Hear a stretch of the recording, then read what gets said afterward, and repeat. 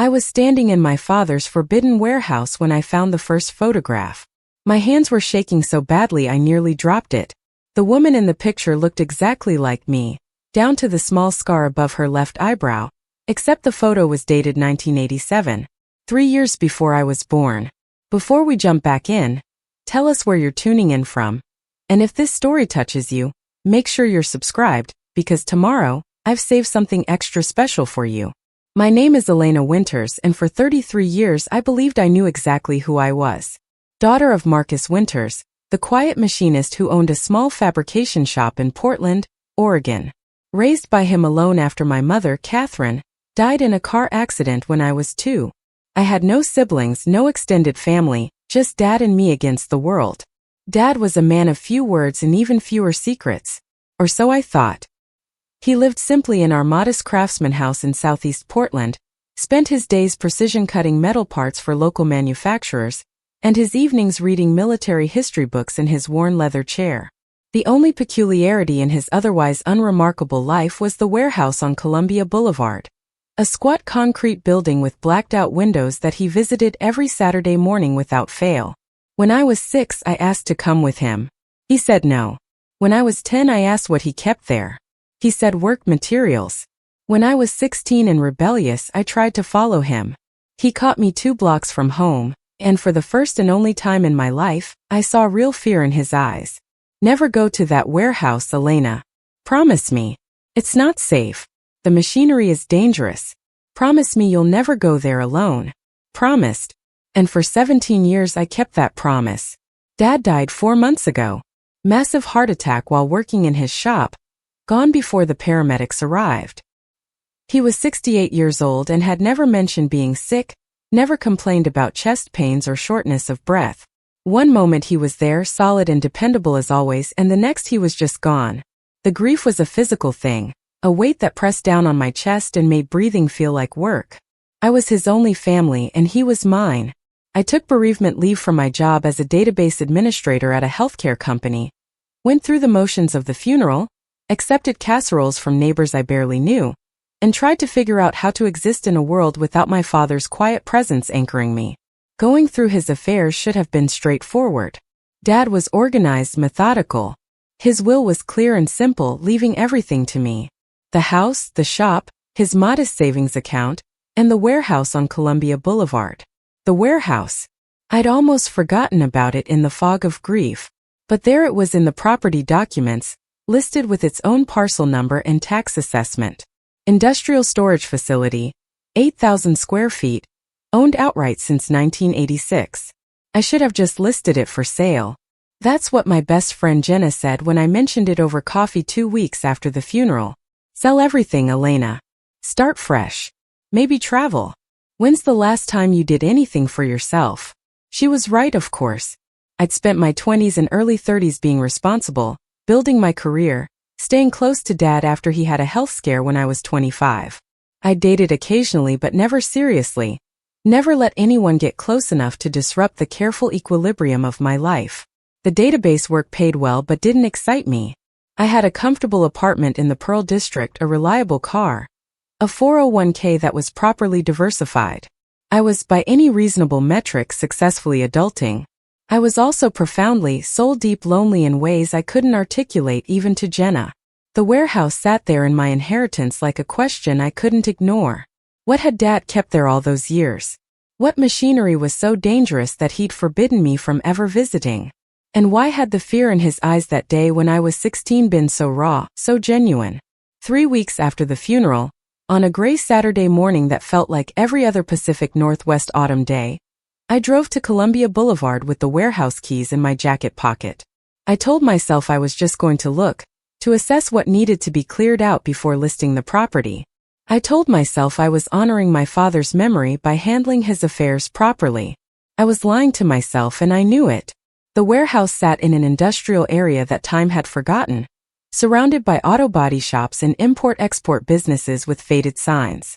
The building itself was unremarkable, just a concrete box with a roll-up loading door, and a single steel entry door painted industrial gray. No windows except for a row of skylights across the flat roof. No signage, no identifying marks. I sat in my car for 10 minutes, staring at that gray door, feeling like I was about to cross a line I couldn't uncross. Dad's voice echoed in my memory. Promise me you'll never go there alone. But Dad was gone. And I was alone. And whatever was in that warehouse, whatever secret he'd kept for 3 decades, it was mine now whether I wanted it or not. The key turned smoothly in the lock. The door opened on well-oiled hinges. I stepped inside and my hand found the light switch automatically, as if the building itself was designed for easy entry. Fluorescent lights flickered to life, revealing not the industrial machinery I'd expected, but something far stranger. The warehouse was divided into distinct sections, each one a carefully constructed space that looked like it had been frozen in time. The first section, directly to my right, was set up like a 1960s classroom. Wooden desks in neat rows, a chalkboard on the wall with equations still visible, outdated maps of the world with the Soviet Union still intact, even a teacher's desk with a grade book lying open. I walked closer and saw names written in the grade book, names I didn't recognize, all in my father's precise handwriting. The second section was a living room from the 1970s, complete with an avocado green couch, a console television, shag carpeting, and wood-paneled walls. On the coffee table sat magazines from 1979, their pages slightly yellowed but otherwise pristine. A record player in the corner held a Fleetwood Mac album, the needle resting at the end of side one as if someone had been interrupted mid-listen. The third section was what stopped me cold. A nursery, painted soft yellow, with a white crib and a rocking chair and a mobile of stars and moons hanging from the ceiling. On the changing table sat folded cloth diapers and baby powder. On the bookshelf were children's books from the early 1980s. And on the wall, in careful calligraphy, was a name. Catherine Rose. My mother's name.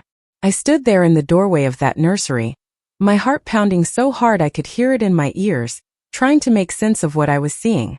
This wasn't storage. This wasn't dangerous machinery. This was something else entirely, something that felt both intentional and deeply wrong. I moved through the warehouse in a daze, discovering more sections.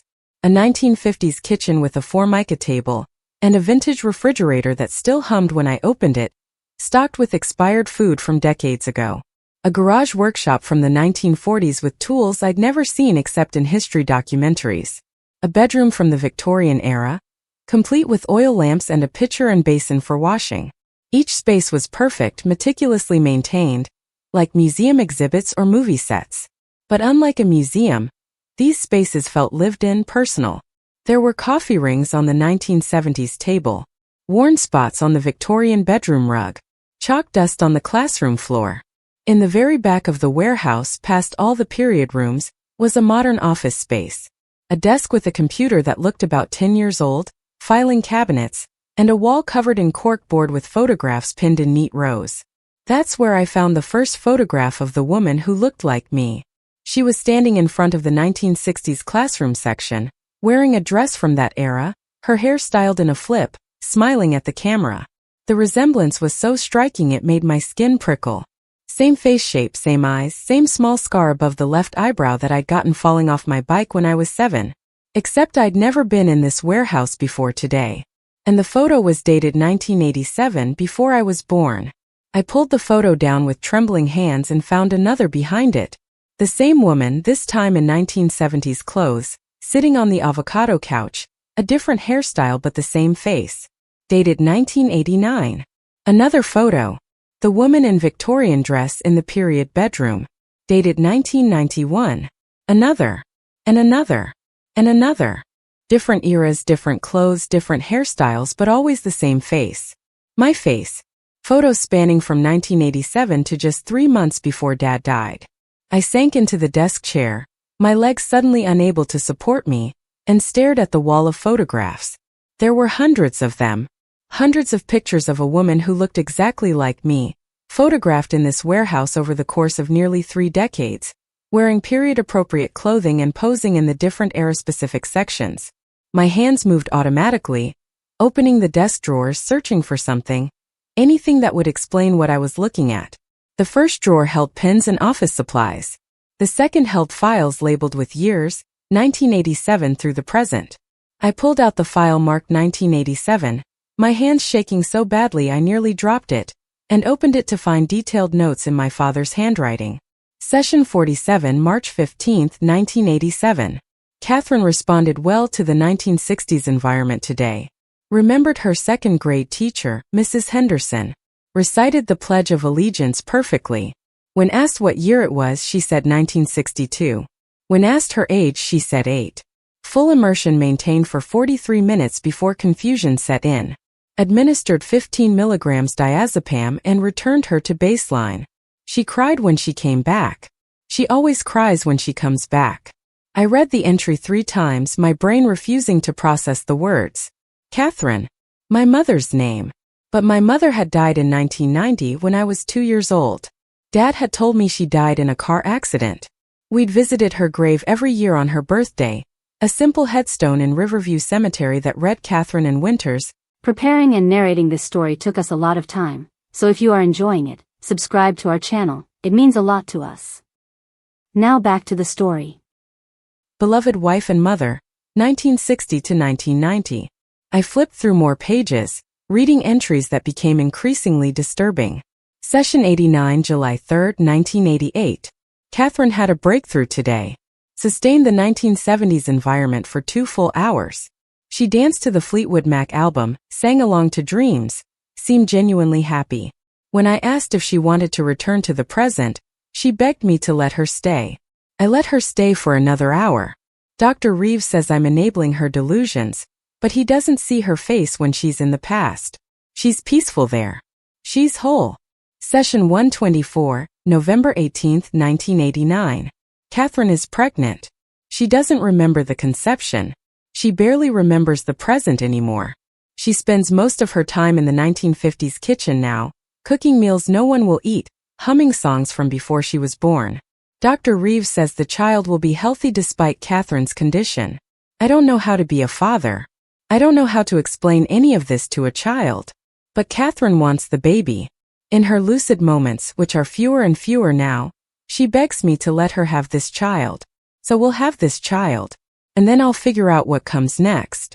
Session 156, February 4, 1990. Elena was born 3 days ago.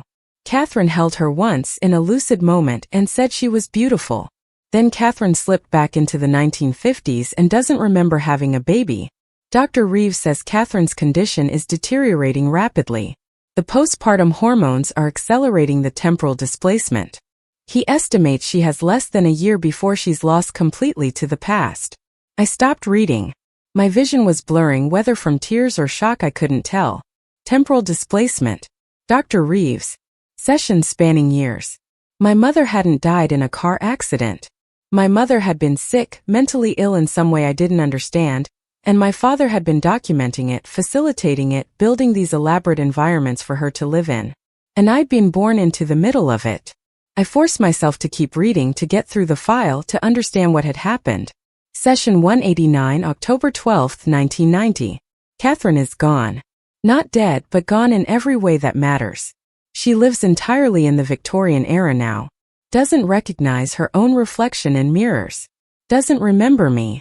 Doesn't remember Elena.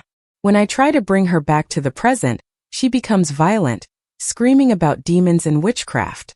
Dr. Reeves says commitment to a facility is the only option. I can't do that to her. She's terrified of the present. The past is the only place she feels safe. So I'll keep her safe. I'll maintain the environments. I'll visit her every Saturday and take photographs to prove she existed, even if she doesn't exist in the right time anymore. And I'll tell Elena her mother died. It's kinder than the truth. The file ended there. I sat in the office chair in my father's forbidden warehouse, surrounded by the evidence of a secret he'd kept my entire life, and tried to breathe through the panic rising in my chest. My mother wasn't dead. Or she was dead, but not in the way I'd been told. She'd been mentally ill, suffering from something that made her believe she was living in different time periods, and my father had loved her enough to build her a museum of false memories and let her disappear into them. And he'd lied to me about all of it. I don't know how long I sat there.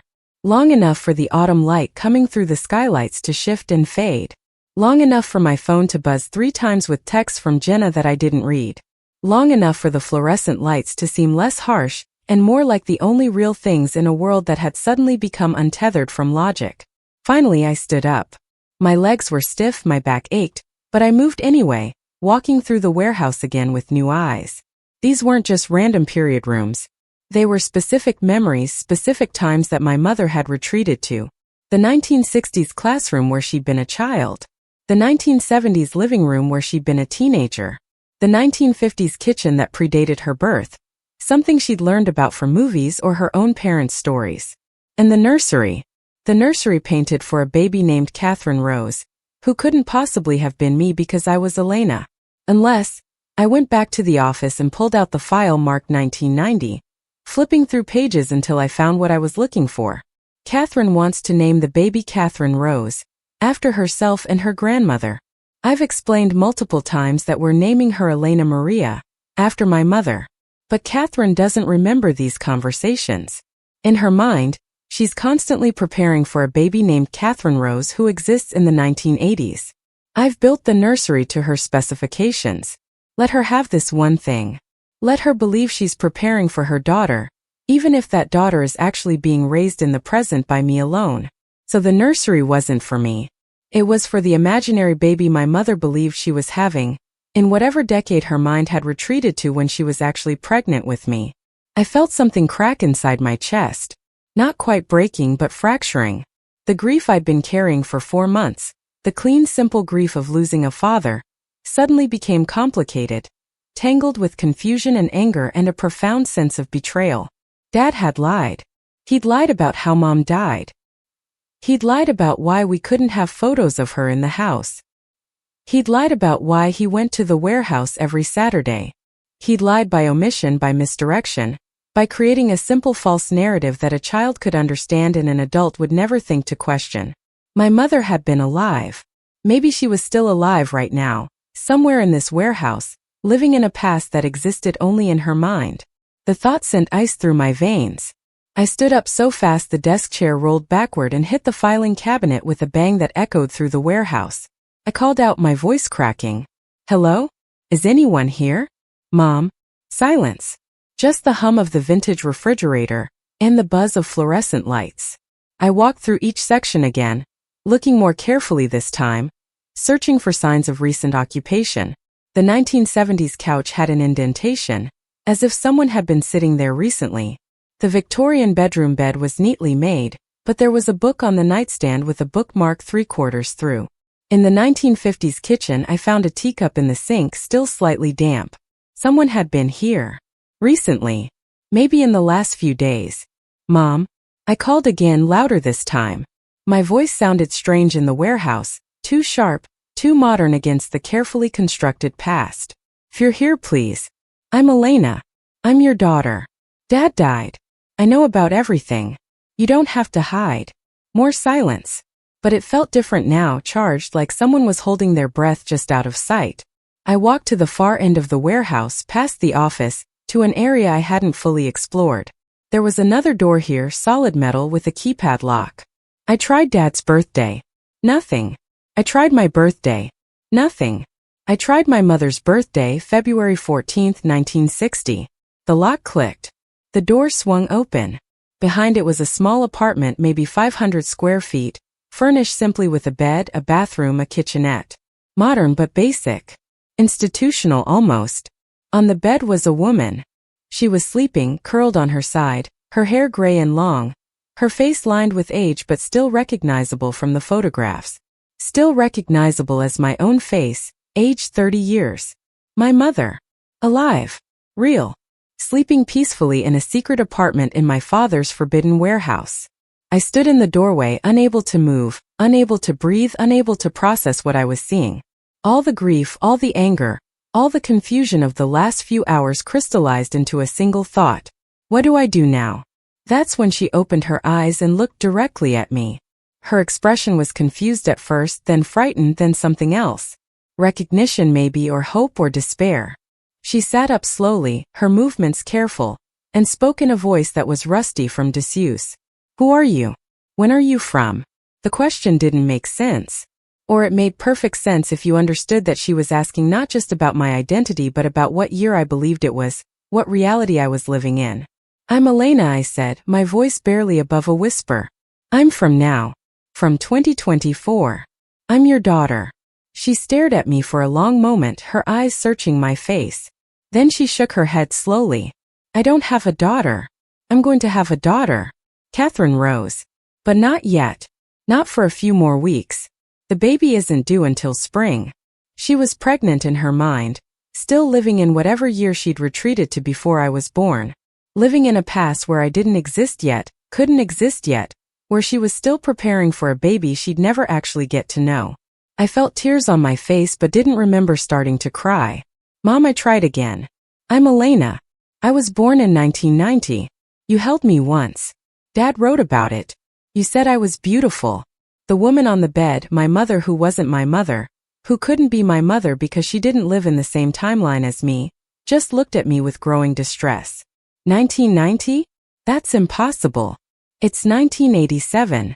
Marcus, where's Marcus? He always comes on Saturdays. It's Saturday, isn't it? The baby and I need him. He knows that. She was becoming agitated, her hands moving to her stomach, which was flat, not pregnant, but in her mind held the daughter she was expecting. The daughter she'd named after herself. The daughter who was actually 33 years old and standing in front of her. A stranger from an impossible future. I backed out of the apartment slowly, not wanting to distress her further, and closed the door. My hands were shaking so badly I could barely work the keypad to lock it again. This was what Dad had been doing every Saturday for 33 years. Visiting the wife he'd lost to mental illness, maintaining the period environments she needed to feel safe, documenting her decline, taking photographs to prove she existed even as she slipped further and further away from reality. And now he was gone. And she was still here. And I had no idea what to do with any of it. I walked back to the office on legs that felt like they might give out at any moment and collapsed into the desk chair. The files stared at me from the cabinet. 33 years of documentation. 33 years of secrets. 33 years of a parallel life my father had lived every single Saturday, while I thought he was just checking on work materials. I pulled out my phone with shaking hands and did what I should have done hours ago. I called Jenna. She answered on the second ring. Elena, finally. I've been texting you. Are you okay? No, I said, and my voice cracked on the word. I'm at the warehouse. Jenna, I need you to come here. I need someone to tell me I'm not losing my mind. What warehouse? What's wrong? You sound terrible. Dad's warehouse. The one he always went to on Saturdays. I found something. I found someone. I need help. Please. To her credit, Jenna didn't ask more questions. She just said she was on her way and hung up. I texted her the address and sat in the office surrounded by evidence of my father's secret life, waiting for my best friend to arrive and help me figure out what truth actually looked like when everything you thought you knew turned out to be a carefully constructed lie. The fluorescent lights hummed. The vintage refrigerator in the 1950s kitchen maintained its pointless vigil. And behind the locked door, my mother who couldn't be my mother slept or paced or lived in a year that had ended before I was born. I was 33 years old, and I just discovered that my entire life was built on a foundation of loving deception. The question now was what I was supposed to do about it. Jenna arrived 45 minutes later, which meant she'd driven well over the speed limit through Saturday traffic. I met her at the warehouse entrance, and the look on my face must have been alarming because she immediately grabbed my arms. Elena, what's happening? You're scaring me. I let her inside without answering, let her see the period rooms, the photographs on the wall, the files in the cabinets. I showed her everything except the apartment. I wasn't ready to share that yet. Wasn't ready to put into words what I'd found behind that locked door. Jenna walked through the warehouse in stunned silence, touching the avocado couch, staring at the Victorian bedroom, picking up one of the photographs from the cork board and examining it closely. This looks like you, she said finally. This looks exactly like you. But the date says 1987, I finished. Before I was born. They're all dated before I was born or when I was a baby or throughout my entire childhood. Hundreds of photographs of a woman who looks like me but can't be me. Jenna set the photo down carefully like it might bite. Elena, who is she? So I told her. I told her about the files, about the sessions, about temporal displacement and Dr. Reeves and my mother's deteriorating mental health. I told her about the nursery painted for Catherine Rose, And the baby my mother didn't remember having. I told her how my father had built this warehouse of false memories and maintained it for 3 decades, visiting every Saturday to document a wife who lived in the past. Jenna listened without interrupting, her face cycling through disbelief, horror, sympathy, and confusion. When I finished, she was quiet for a long moment. "Your mom," she said slowly. "You thought she died in a car accident." "That's what Dad told me. That's what I've believed my entire life. But she's alive. She's been alive this whole time." I nodded, not trusting my voice. Jenna looked around the warehouse again, really seeing it this time. The care that had gone into each period room, the precision of the details, the photographs documenting decades of delusion. "Your dad loved her," Jenna said softly. "This is insane and probably a dozen kinds of illegal, but it came from love. He couldn't let her go. He couldn't put her in a facility. So he built her this place where she could be safe in her delusions." "He also lied to me for 33 years, I said, and the anger in my voice surprised me. "He let me grow up thinking my mother was dead. He let me visit a fake grave. He let me grieve someone who was alive just a few miles away. Maybe he thought he was protecting you. Maybe he thought knowing the truth would be worse. And maybe he was wrong." We stood there in the warehouse office, surrounded by evidence of my father's devotion and deception, and I felt the weight of a decision I wasn't ready to make pressing down on me. "There's more," I said quietly. "There's an apartment. In the back. Behind a locked door." Jenna's eyes widened. "Is she here? Is your mother here right now?" I nodded. "I found her sleeping. I tried to talk to her. She thinks it's 1987. She thinks she's pregnant with a baby she's going to name Catherine Rose. She doesn't remember me. She can't remember me because in her timeline, I haven't been born yet." "Jesus, Elena. I don't know what to do, Jenna. I don't know if I should call someone, a doctor or social services, or I don't even know who you call in a situation like this. Dad handled everything. And now he's gone and she's here and it's my responsibility now and I don't know how to." I couldn't finish the sentence. The grief that I'd been holding back, the complicated, terrible grief of losing my father and discovering his secrets and finding my mother who wasn't really my mother, all of it came crashing down at once. I sat down hard on the office floor and cried while Jenna held me, her arms the only solid thing in a world that had suddenly become liquid and strange. We sat there for a long time. The warehouse around us maintained its silent vigil, preserving decades that had already passed, sheltering a woman who lived in a past that existed only in her fractured mind. Finally, when the crying subsided and the grief settled into something I could carry again, Jenna spoke. "We need to figure out who this Dr. Reeves is. If he was treating your mother, he might still be alive. He might have medical records, context, something that explains what condition she has and what treatment options exist." "If any exist," I said bitterly. "Dad built all this instead of getting her real help. Maybe there aren't any treatment options. Maybe this was the best he could do. Or maybe medicine has advanced in 30 years. Maybe there are medications now, therapies, something. We don't know until we look." She was right. Sitting here in shock and grief wouldn't help my mother or honor my father's memory, or give me any clarity about what to do next. I needed information. I needed to understand what I was dealing with before I could make any decisions. I pulled out my phone and searched for Dr. Reeves in the Portland area, restricting the search to physicians who would have been practicing in the 1980s.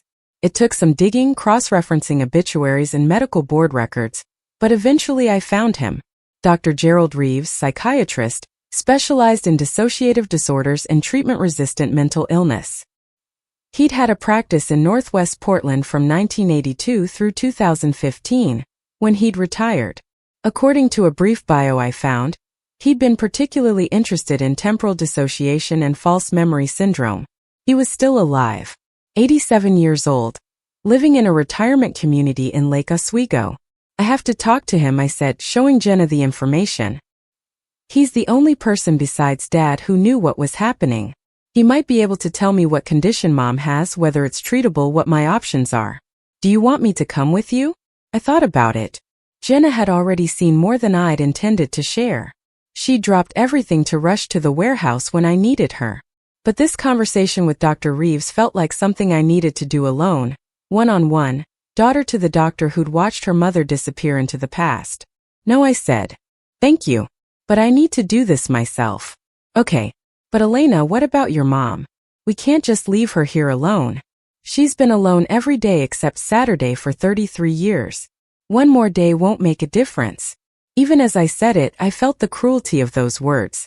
One more day in isolation. One more day living in the wrong decade. One more day without knowing her daughter existed, or that the man who'd loved her enough to build her a museum of memories was gone. But I couldn't deal with her yet. Not until I understood what I was dealing with. Not until I had information, options, a path forward that made sense. Jenna helped me lock up the warehouse.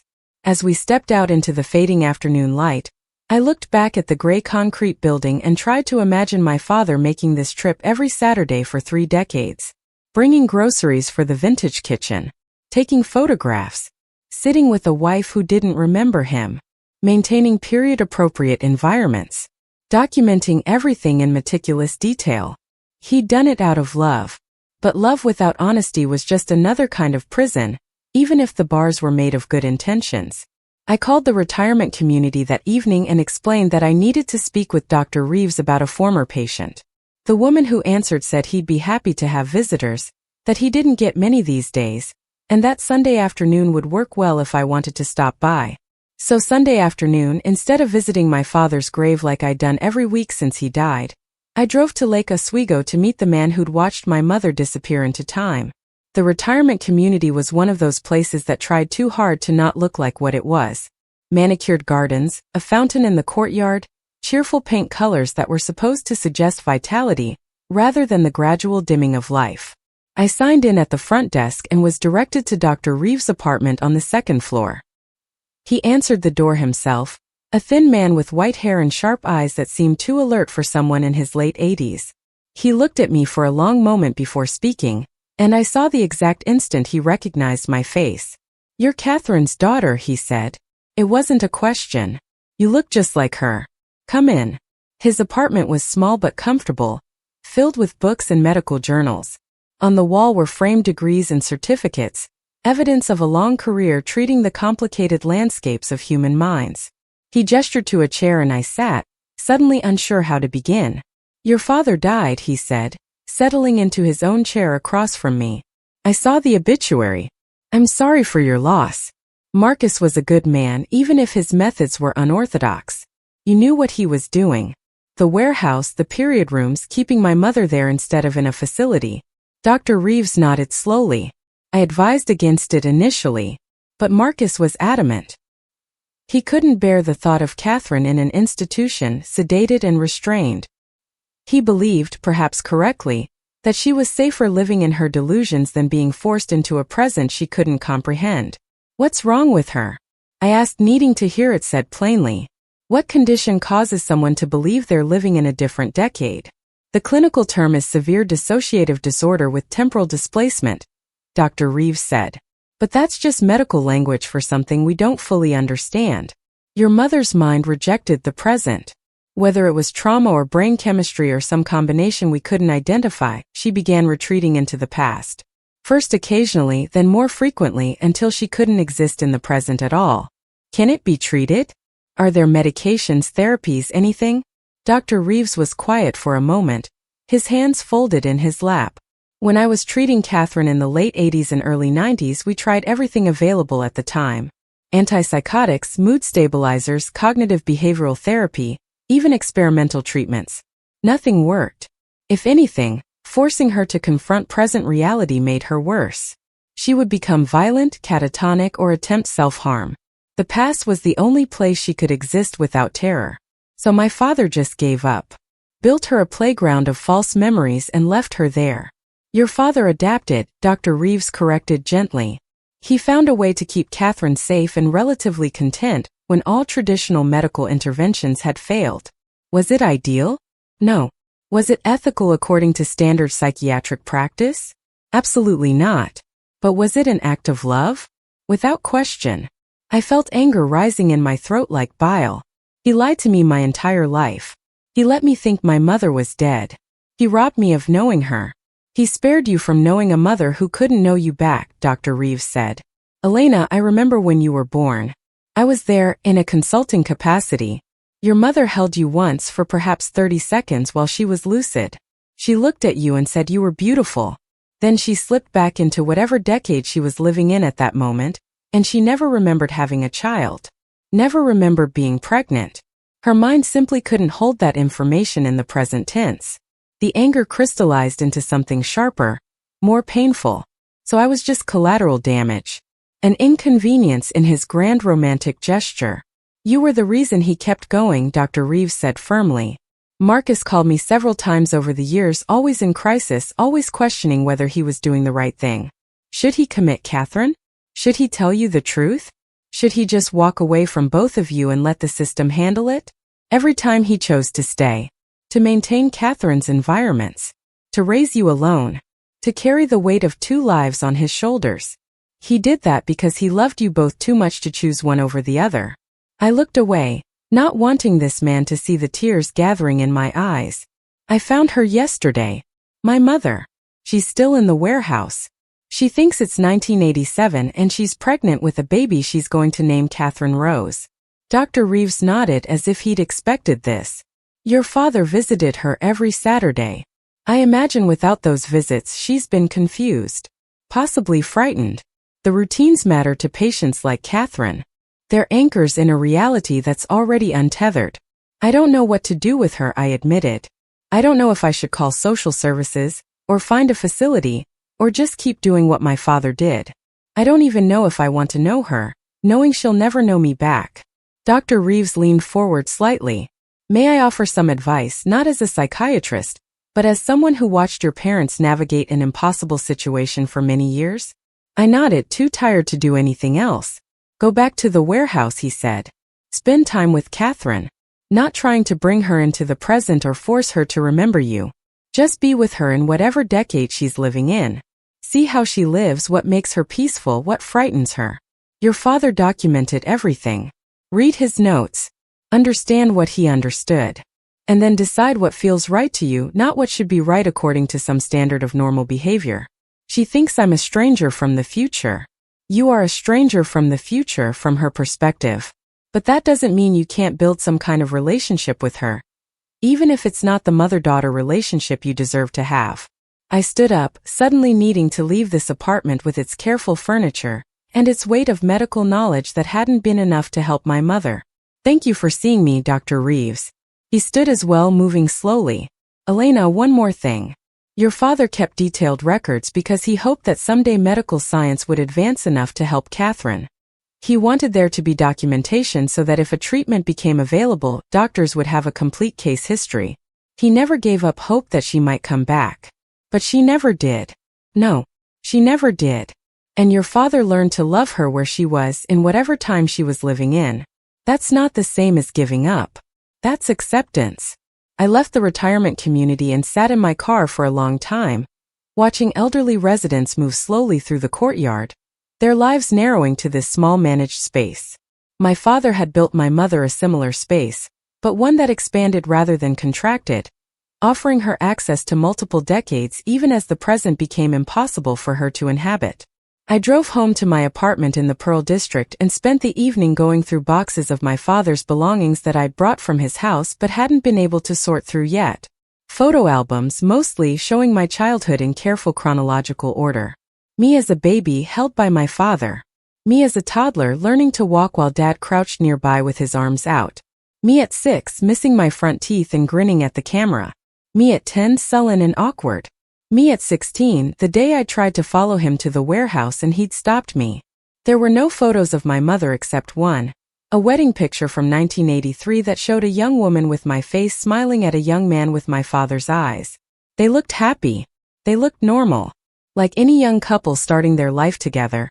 Unaware that mental illness would derail everything within a few years. I found my father's wedding ring in one of the boxes, simple gold, still shiny. He'd stopped wearing it when I was a child. I'd asked him about it once and he'd said it didn't fit anymore. Another small lie in a lifetime of small lies. Each one designed to make my childhood simpler, cleaner, less complicated by the truth of what was happening a few miles away every Saturday.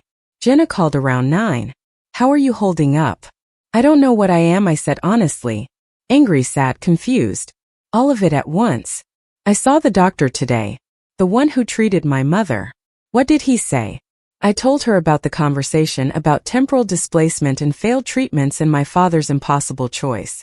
Jenna listened without interrupting, and when I finished she was quiet for a moment. What are you going to do? She finally asked. I think I need to go back to the warehouse. Spend time there. Try to understand what Dad was doing all those years. Do you want company? Not yet. I need to do this alone first. But thank you. Call me if you need anything. Literally anything. Even if it's 3 in the morning and you need someone to tell you you're not crazy. I'm pretty sure I am crazy. This whole situation is crazy. Then you're crazy together with your dad, and that seems fitting somehow. After we hung up, I pulled out my laptop and started researching dissociative disorders and temporal displacement. Most of what I found was clinical and dry case studies and treatment protocols that clearly hadn't worked for my mother. But buried in the academic papers were occasional mentions of patients who lived in the past so completely that forcing them into the present caused severe psychological distress. One paper from 2018 discussed a patient who believed she lived in Victorian England and had to be carefully managed in a facility that accommodated her delusions rather than trying to break them. Another mentioned a man who thought he was a soldier in World War II and became violent when confronted with modern technology. The consensus seemed to be that in severe cases, allowing the patient to exist in their chosen time frame was more humane than constant reality orientation that only caused suffering. My father had figured this out 30 years ago, without the benefit of recent research or modern psychiatric understanding. He'd built my mother a world where she could be safe in her own mind, even if that meant she was lost to everyone else. I went to bed that night but didn't sleep. Instead, I lay in the dark thinking about my mother, alone in that warehouse apartment, possibly wondering why Marcus hadn't visited this Saturday like he always did. Did she worry? Did she notice his absence? Or did time work differently for her? Each day bleeding into every other day until they were all the same? Monday morning I called in sick to work. My boss was understanding.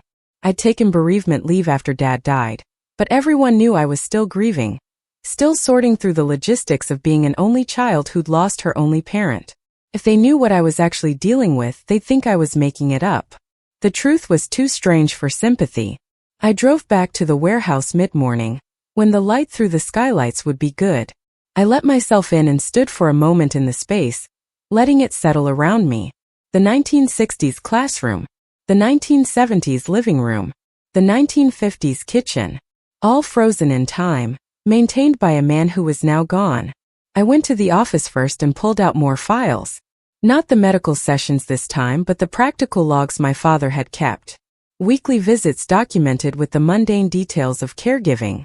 February 4, 2010. Brought groceries. Catherine is currently in 1953. Made meatloaf per her request. Recipe from her grandmother. She was content. Sang while cooking. Did not ask about the present. May 17, 2015. Catherine agitated today. Wanted to know where her parents were. Currently believes it is 1968. Explained gently that her parents were visiting relatives. She accepted this. We listened to Beatles records until she calmed. Thousands of entries. Thousands of Saturdays spent maintaining the infrastructure of a delusion because it was kinder than the alternative. My father had been a caregiver in the truest sense, tending to someone who couldn't be cured, only accommodated. I found the keys to the apartment and stood outside the door for a long moment before using them. Inside, my mother was awake, sitting at the small table with a book. She looked up when I entered, her expression cautious. You're the girl from before, she said. From the future. I'm Elena, I said carefully. I'm visiting. Why? 'Cause I wanted to meet you. She studied me with an intensity that was uncomfortable. You look like me. Like I looked when I was younger. Are you related to me somehow? In a way, I said, not sure how to explain something she couldn't comprehend. Can I sit with you? She nodded slowly and I pulled out the other chair at the small table. Up close, I could see the ways that age and mental illness had marked her. Lines around her eyes, gray threading through hair that had once been the same dark brown as mine. But her hands resting on the table were my hands. Same long fingers, same narrow wrists. What year do you think it is? I asked. 1987, she said with confidence. April 1987. I'm waiting for the baby to come. Marcus says it will be soon. He promised he'd be here when the time came. Marcus is my father, I said without thinking, then realized my mistake. He's someone who cares about you very much. Where is he? He always comes on Saturdays. Did something happen to him? The question hung in the air. How do you tell someone that the person they're waiting for is dead when they're living 37 years in the past? How do you explain loss to someone who can't understand time? He had to go away for a while, I said finally. But he wanted me to check on you. To make sure you're okay. My mother looked at me with something like suspicion. He never mentioned you. Marcus doesn't talk about other people much. We met recently, I improvised. He thought we might get along. She seemed to accept this, turning her attention back to the book she'd been reading. It was a pregnancy guide from the 1980s, pages worn from repeated reading. She ran her fingers over a diagram of fetal development. The baby is due in 6 weeks, she said. I've been preparing, getting everything ready. Do you want to see the nursery? I followed her out of the apartment and through the warehouse to the yellow-painted room with the crib and rocking chair. She moved through the space with a strange confidence, touching the folded diapers, adjusting the mobile over the crib.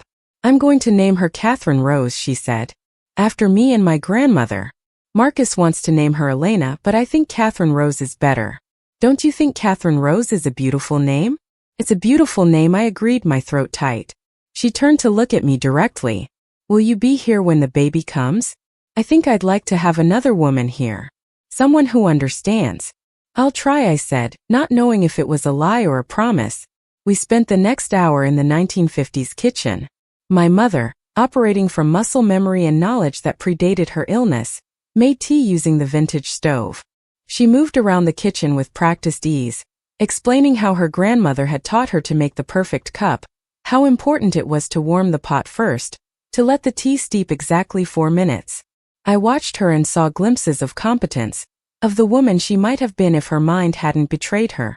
She was articulate when talking about cooking and household management. She told stories about her grandmother, about growing up in Portland in the 1960s and 70s, about meeting Marcus in 1981 at a community college where they'd both taken an evening class in American history. The stories were real, I realized. The memories from before her illness were intact. It was only the present, only the forward progression of time that her mind rejected. Do you remember 1990? I asked carefully. She frowned. 1990? That hasn't happened yet. That's 3 years away. What about after the baby is born? Do you remember that? The confidence left her face, replaced by confusion and something that looked like fear. I don't understand the question. The baby isn't born yet. How can I remember something that hasn't happened? I'm sorry, I said quickly. I misspoke. She relaxed slightly, pouring the tea into mismatched cups from the 1950s. We sat at the Formica table and she talked more about her preparations for the baby, about Marcus and how good he was to her, about the life she imagined they would have together. She was living in a bubble of time that contained hope. Before the baby was born, before her illness had progressed to the point of no return. In 1987, in her mind, everything was still possible. The future was still open, still full of promise. I didn't have the heart to tell her that the future had already happened, and that she'd missed all of it. I stayed at the warehouse for 6 hours that day, moving between the different period rooms with my mother as she drifted from one era to another. Sometimes she was in 1987 preparing for a baby. Sometimes she was in 1953, talking about a television show she'd watched the night before that had actually aired decades before she was born. Sometimes she was in 1972, a teenager worried about an algebra test. She transitioned between these times without seeming to notice the shifts. One moment she was a pregnant woman in her late 20s, the next she was a teenage girl. The physical impossibility of it didn't register for her. She simply existed in whatever moment her mind had chosen, and the present never intruded. Late in the afternoon, she grew tired and retreated to the apartment to rest. I stayed in the office, reading more of my father's notes, trying to understand the woman I'd spent the day with. August 12, 2003. Catherine is cycling more rapidly between time periods now. She spent the morning in 1955, the afternoon in 1978. She seems content in each period but distressed during the transitions. Dr. Reeves says this is typical of her condition worsening. The transitions will eventually stabilize as her mind settles into a consistent time frame. For now I follow her lead. I'm whoever she needs me to be in whatever year she's living in. September 30th, 2008. Told Catherine that Elena graduated college today. She was in 1962 at the time, age 8 in her mind. She said congratulations, then asked if she could have ice cream for being good in school. I don't know why I tell her these things. She can't understand them. But I need someone to share these moments with, even if that someone is living in the wrong decade, to appreciate them. March 3, 2016. Elena called today. Said she's thinking about moving to Seattle for a job opportunity. I encouraged her to go. She deserves her own life, not to be tied to Portland because of me. After the call, I came to the warehouse and told Catherine. She was in 1977, worried about disco being immoral. She did not understand what I was talking about. I sat with her anyway.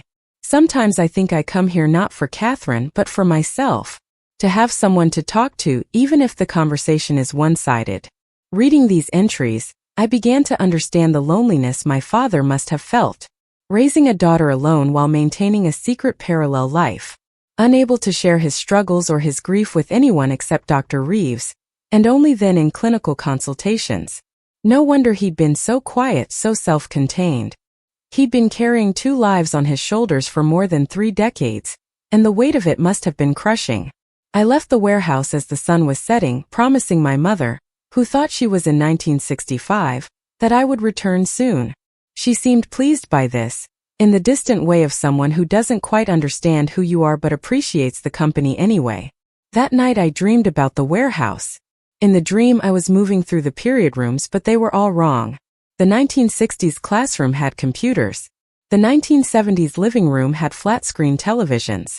The Victorian bedroom had electric lights. My mother was there crying, saying everything was wrong, saying she couldn't find her way back to the right time. I woke up at 3 in the morning, my heart racing, and realized what I had to do. Over the next 2 weeks I established a routine. I went to work during the week, performing my database administrator duties on autopilot. Then every evening after work and all day on weekends I went to the warehouse. I read every file my father had kept. I organized the period rooms, repairing small damages and replacing items that had deteriorated. I learned which eras my mother preferred, which ones made her calm and which ones agitated her. I learned that she liked to cook in the 1950s kitchen, that she felt safest in the Victorian bedroom, that the 1960s classroom made her sad because she thought about students she'd once known who didn't actually exist in her real past. I learned that loud noises frightened her, that she didn't like artificial lights late at night, that she responded better to gentle redirection than to direct contradiction when she said something impossible. I learned slowly and painfully how to exist with someone who lived in a different timeline than me, how to enter her world rather than trying to pull her into mine, how to be a daughter to a mother who couldn't recognize me as such. Jenna came with me one Saturday, 3 weeks after I'd first discovered the warehouse. She moved through the period rooms with quiet amazement, then sat with my mother in the 1970s living room while Catherine, believing it was 1976, talked about wanting to see the new Carly Simon concert. "Your mom is in there," Jenna said afterward. "Like the person she was is still in there. You can see it when she talks about things from her real past. But she can't come forward. She can't exist in the present." No. But that doesn't mean she's not worth knowing in the past. Jenna was right. As I spent more time with my mother, I began to collect glimpses of who she'd been before illness took her. She was funny, with a dry wit that emerged when she was comfortable. She was intelligent, remembering details from books she'd read and movies she'd seen. She was kind, always asking if I was warm enough, if I'd eaten, if I needed anything. She was a person, not just a diagnosis. And my father had known this, had honored this, had built her a world where she could be a person even if that world didn't align with objective reality. A month after finding the warehouse, I sat in my apartment late at night and made a list of my options. 1. I could call social services and have my mother committed to a psychiatric facility. She'd be evaluated, medicated, possibly restrained if she became violent when confronted with the present. She'd be safe in the technical sense but terrified and miserable. 2. I could hire professional caretakers to maintain the warehouse and visit my mother regularly. keeping my distance emotionally while ensuring her physical needs were met. It would be the responsible thing to do, the thing that wouldn't disrupt my life too much. 3. I could do what my father did. Take on the responsibility fully, visit regularly, maintain the infrastructure of her delusions, document everything, and build some kind of relationship with a mother who would never know me as her daughter. The third option was insane. It would mean years of my life dedicated to someone who couldn't appreciate the sacrifice.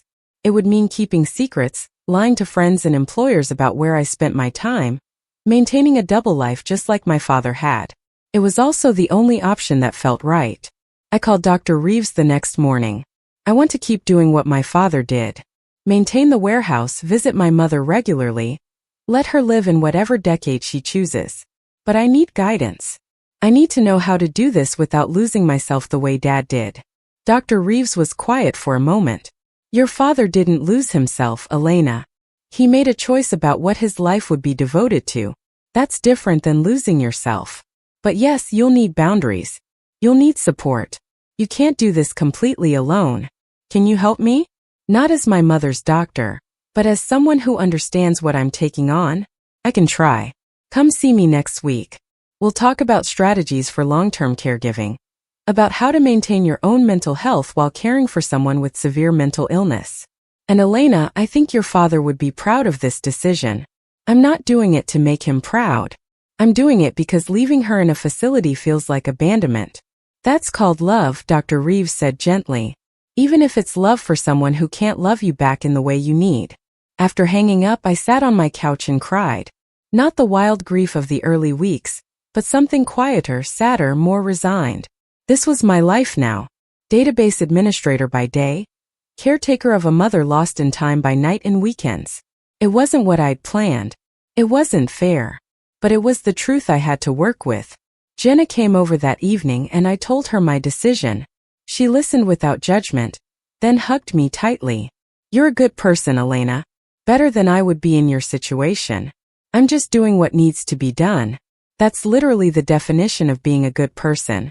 We ordered takeout and watched mindless television and didn't talk about the warehouse or my mother or the complicated grief I was still processing. For a few hours, I got to be just Elena, 33-year-old woman with a normal life.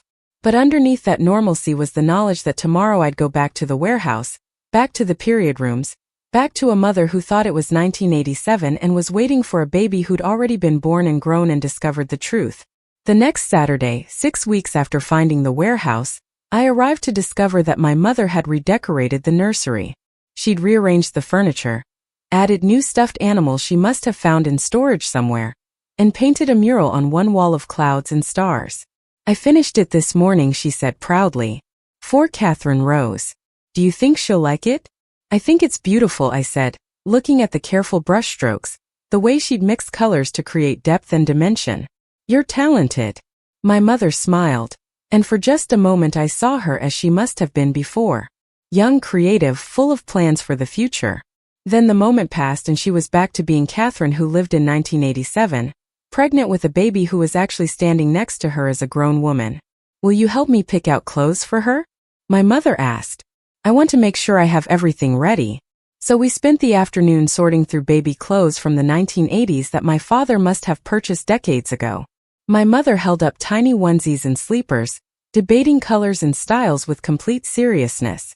I played along, offering opinions, pretending I didn't know that this baby she was preparing for was me, was standing here helping her, was living in a future she couldn't imagine. It was surreal and heartbreaking and somehow also peaceful. For these few hours my mother was content. She had a purpose, a project, a future to look forward to. The fact that the future she imagined had already happened and gone wrong wasn't something she needed to know. As the sun set through the skylights, casting long shadows across the warehouse, my mother grew tired.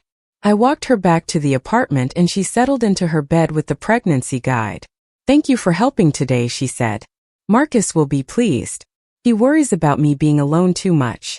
He cares about you very much, I said. Do you know him well? The girl from the future? I know him, I said carefully. He's a good man.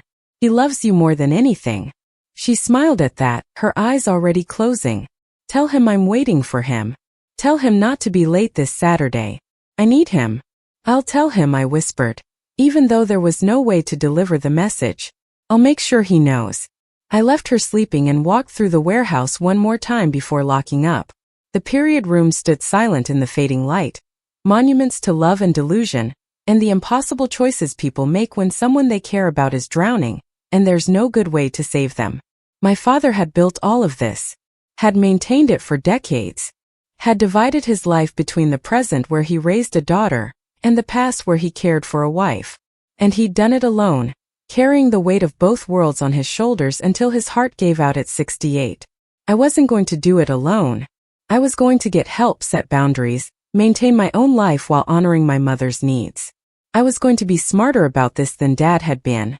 But I was also going to do it, going to take on this responsibility because the alternative was unthinkable. As I drove home through the Portland twilight, I thought about all the Saturdays stretching ahead of me. Visits to the warehouse. Time spent in decades that had already passed. Conversations with a mother who would never know me but who I was learning to know.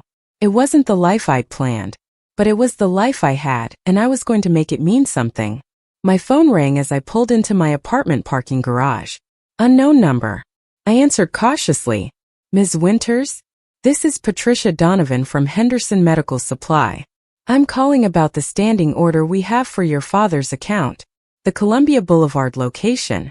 We haven't received payment for this month, and wanted to confirm if you'd like to continue the delivery service.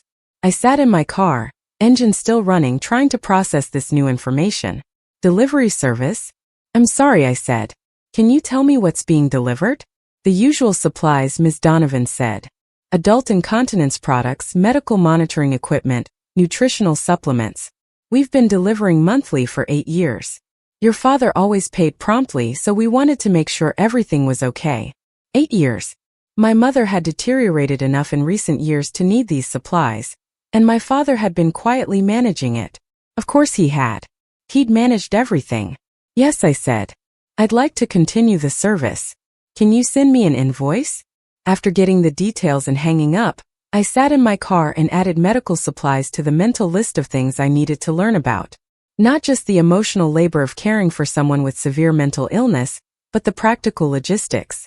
Supplies, maintenance, potential health issues.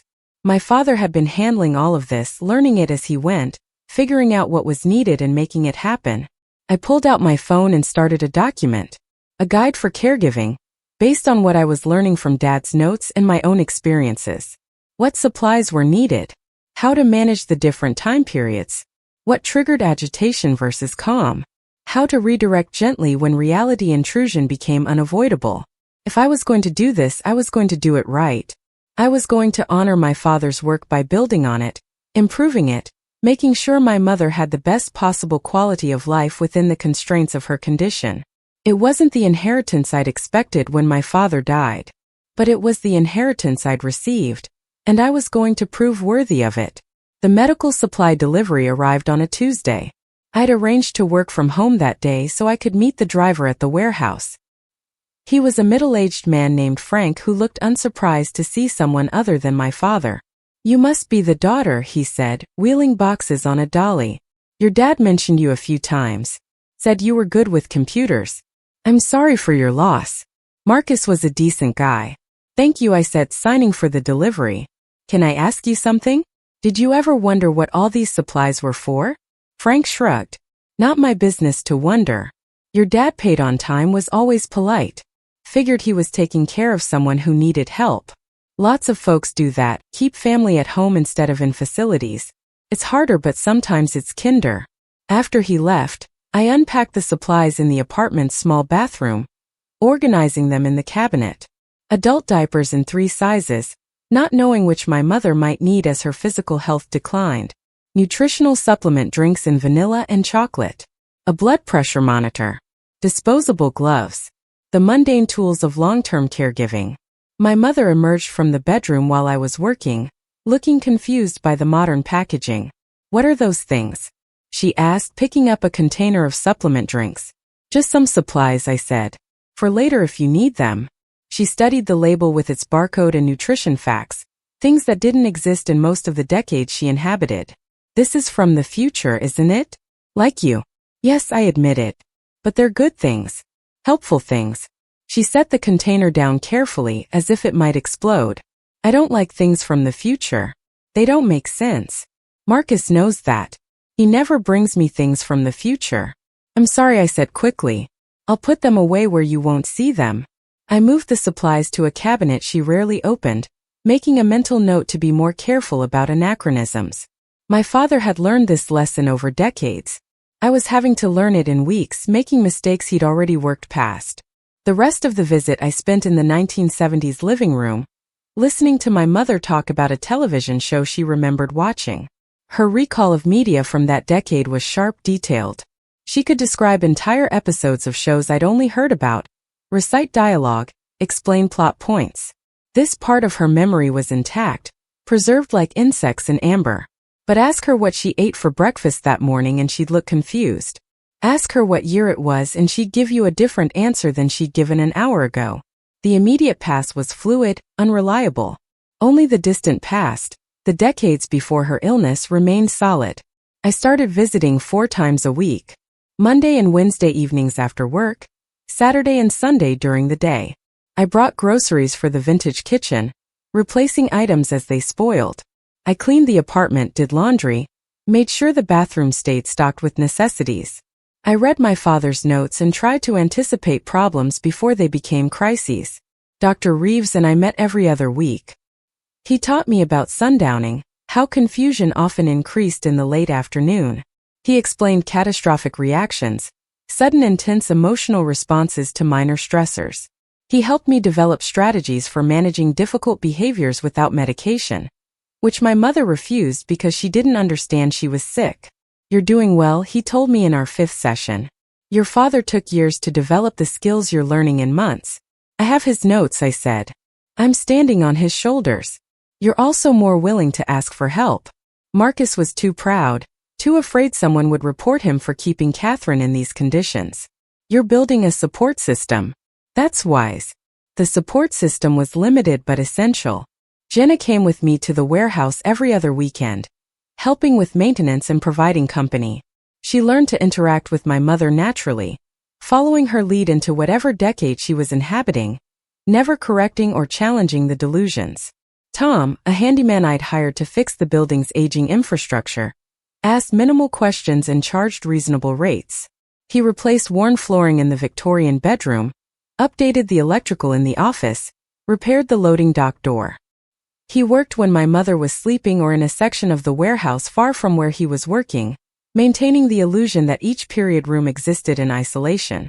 I told work I was dealing with ongoing estate matters, which was technically true.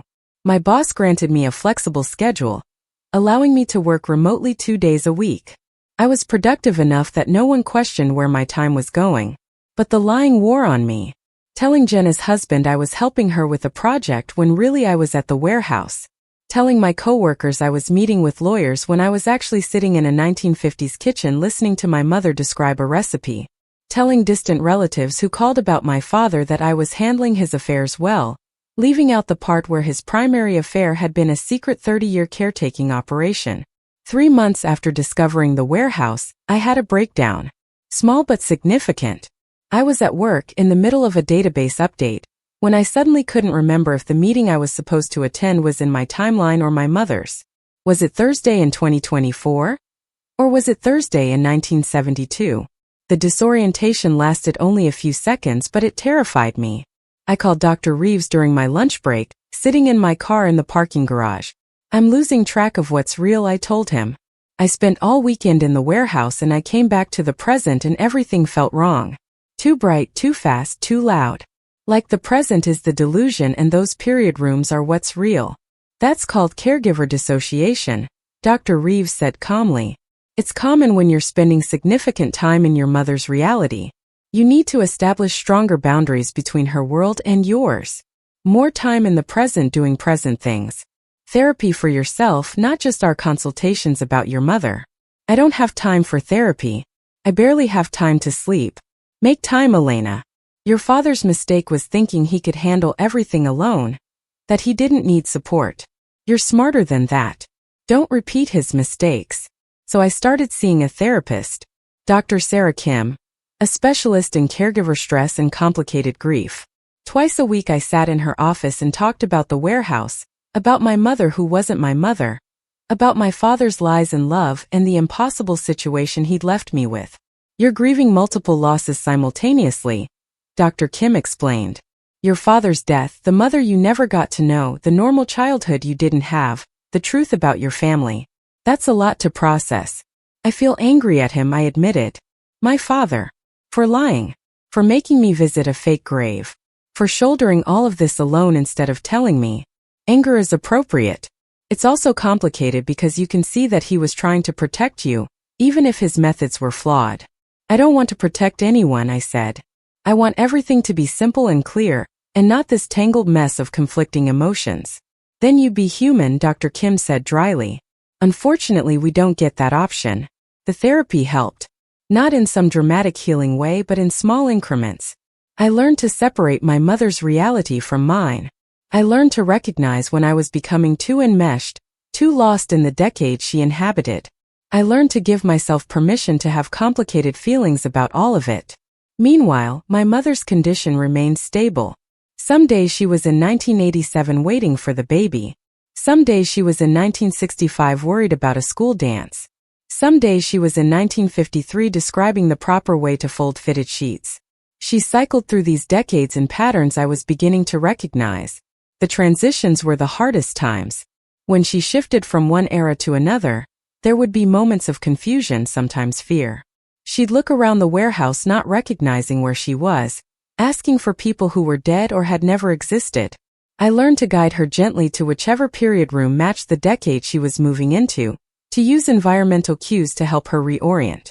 Marcus always knew what to do, she said once, during a particularly difficult transition.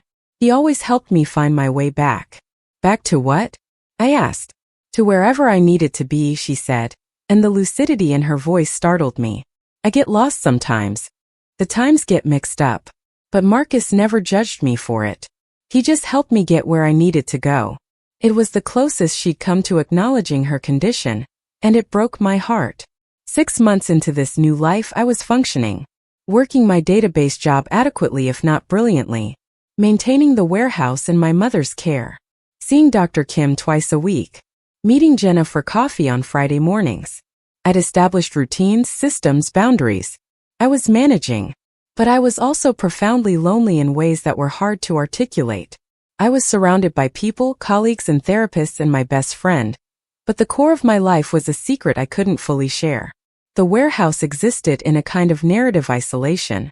People knew my father had died and left me property to manage, but they didn't know the property contained a mother who lived in the past and period rooms that maintained elaborate delusions.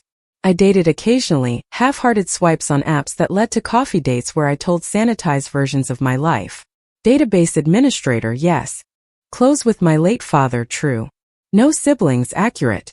Mother died when I was young, technically defensible if you define death broadly enough to include being lost to mental illness. None of the dates went anywhere. How could they? I was dividing my life between a present I barely inhabited and a past I didn't belong to. And there was no space in that equation for building something new with someone who lived entirely in the present. Jenna worried about me. You're disappearing, she said over coffee one Friday. Not physically, but you're here and not here at the same time. Like you're already halfway into the warehouse, even when you're sitting across from me. I don't know how to be fully present anymore, I admitted. The warehouse has its hooks in me. Just like it had hooks in Dad. Maybe you need to take a break. Go somewhere for a week. Let me handle the warehouse visits. And leave my mother alone? She's already confused by why Marcus doesn't visit anymore. If I disappear too, Elena, Jenna interrupted gently. You can't sacrifice your entire life for someone who doesn't know you're sacrificing it. She's my mother. She's a woman with a severe mental illness who your father chose to care for in an unconventional way. That doesn't mean you have to make the same choice. But I already made it, I said. 6 months ago when I decided not to call social services. When I took on this responsibility. I can't unmake that choice now. Jenna looked at me with something like grief in her eyes. I'm watching you disappear the same way your dad did. Working all day, warehouse all evening and weekends. Therapy to manage the stress of it all. When do you get to have a life? This is my life now. Doesn't have to be. But it was. Whether it had to be or not, it was the life I'd chosen and I was going to see it through. For my father who'd done this alone for decades. For my mother who existed in a reality only she could inhabit. For the truth that had been hidden for 33 years and was now mine to manage. That weekend at the warehouse something shifted. My mother was in the Victorian bedroom, rearranging items on the vanity, when she suddenly stopped and looked at me directly. "You've been coming here a long time now," she said. "Longer than most visitors." "I like spending time with you," I said carefully. "Why?" she asked, and the question was so direct, so lucid that I didn't have a prepared answer. "Because I think we're connected somehow," I finally said. "Because I feel like I'm supposed to be here." She studied me for a long moment, her expression more present than I'd seen it in months. "You look like someone I knew once. Or someone I will know. Time gets confusing for me. But your face is familiar in a way that makes me feel safe." "I'm glad I make you feel safe," I managed my throat tight. "Marcus used to make me feel safe," she continued. "Before he stopped coming. Do you know where he is? I keep waiting but he doesn't visit anymore." This was the moment. 6 months I'd been visiting, 6 months I'd been maintaining the warehouse, 6 months I'd been letting her think Marcus might return. The lie was becoming too heavy to carry. I took a breath and sat down on the Victorian fainting couch. "Your husband Marcus died 6 months ago," I said quietly. "He loved you very much. He visited you every Saturday for over 30 years. But his heart gave out and he died quickly without pain. He made sure you would be taken care of. That's why I'm here." My mother stared at me, her face cycling through confusion, denial, grief. "No," she said. "That's not possible. He was just here. He was just. The last time he visited was in March. It's September now. I'm sorry. I'm so sorry." She stood up abruptly, knocking over a perfume bottle on the vanity. "You're lying. You're from the future and you're trying to trick me. Marcus wouldn't leave me. He promised. He didn't want to leave you. But sometimes we don't get to choose." My mother backed away from me, her face contorted with anger and grief and fear. "Get out," she said. "Get out of my house. You're not real. None of this is real." I left the Victorian room and retreated to the office, my hands shaking. Through the camera I'd installed for safety monitoring, I watched my mother collapse onto the fainting couch, sobbing.